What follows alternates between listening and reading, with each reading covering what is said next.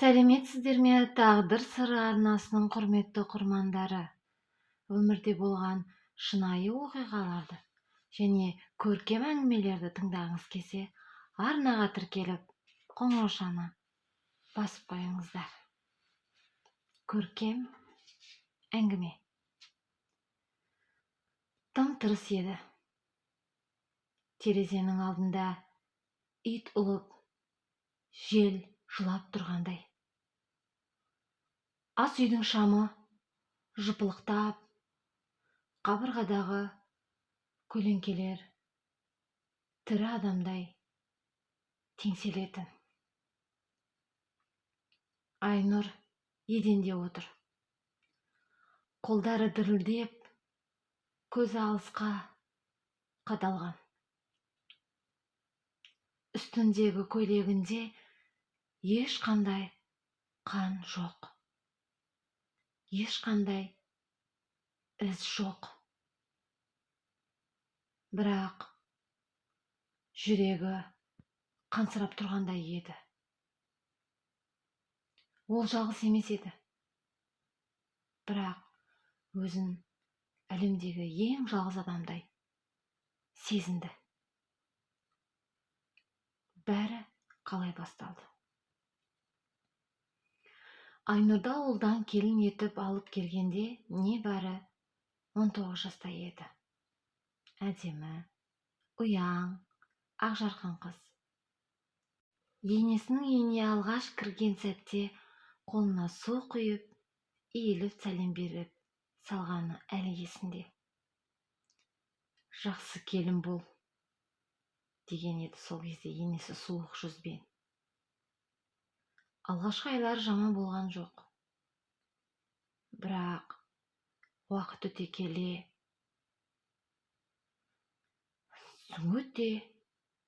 сөз көбейді. Сен түк білмейсің. Бұрынғы келін сенен артық еді. Балам саған қапы кетті. Күн сайын ұрыс, күн сайын сын, күн сайын кемсіту. Айнұр күйеуіне айтып көрді. Бірақ ол үнсіз қалды. Анам ғой, шыда дей берді.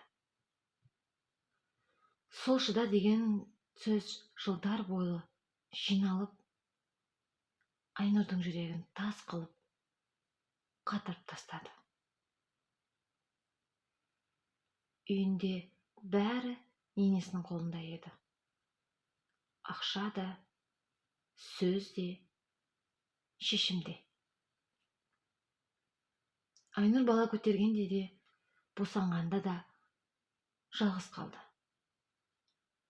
Түнде баласы жыласа, енесі жылай берсін, жаман әдетке үйренбесін деп кірмейтін.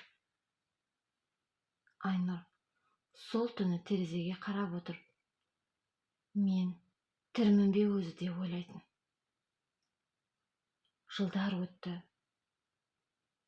Айнұрдың ішінде бір нәрсе баяу өліп жатты. Ол бұрынғы күлімдеген қыз емес еді.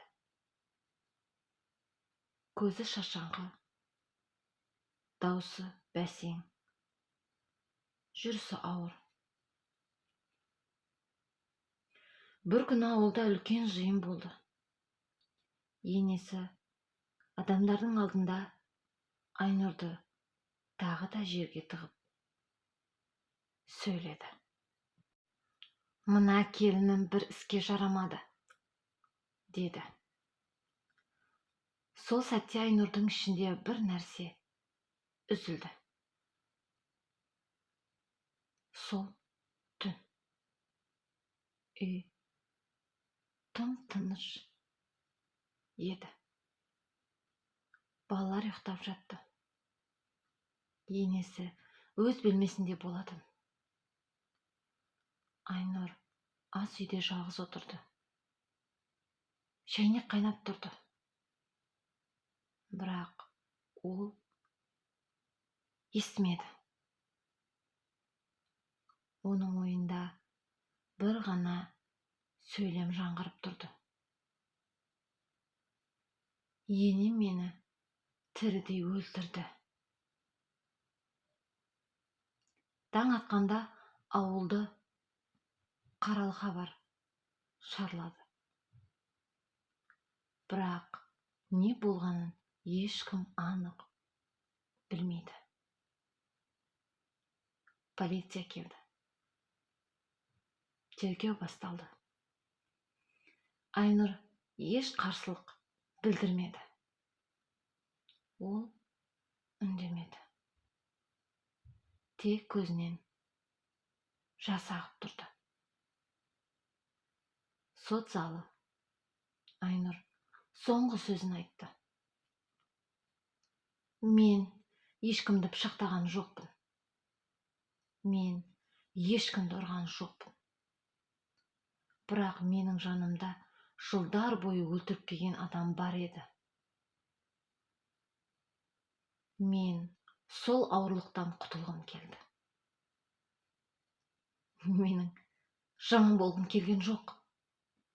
Мен адам болғым келді. Сот залында тыныштық орнады. Біреулер жылады, біреулер басын шайқады.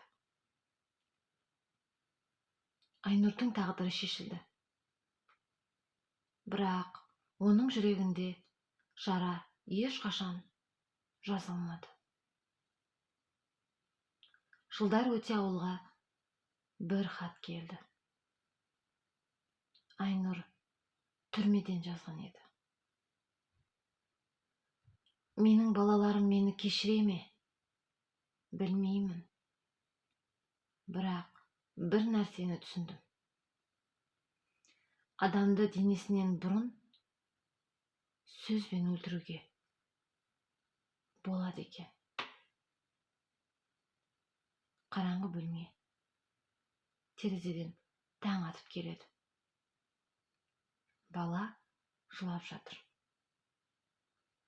Бірақ енді оны құшақтап, жұбататын ешкім жоқ еді. Айнұрдың дауысы алыстан естілгендей сыбырлайды. Жай ғана мені тыңдамады. Мені құтқаратын ешкім болмады. Әңгіме соңында пікір қалдыруды ұмытпаңыздар. Бұл болған оқиға емес, көркем драма еді.